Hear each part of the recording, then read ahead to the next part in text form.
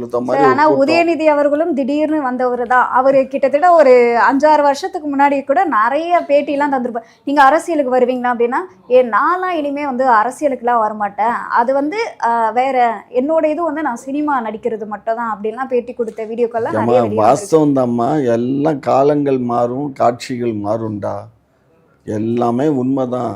காலங்கள் மாறும் காட்சிகள் மாறும். அவர் வந்து அப்போ திடீர்னு திமுக சொல்றதை எப்பவுமே செய்ய மாட்டாங்க. திமுகவை பொறுத்த மட்டும் அவர் எந்த குடும்பத்தை பிறந்தார், அவங்க தாத்தா, அவங்க மாமா, அவங்க அப்பா, அவங்க பெரியப்பா எல்லாமே இது கழகம் திமுகவில் இருந்தவங்க. அப்புறம் அவர் இது ஜீன் மாத்திரம் அவர் உடம்புல வேற ஜீனாக இருக்கும், அதே சார், ஜீன் தானே. அரசியல் பண்றதெல்லாம் அறிவு சார்ந்தது.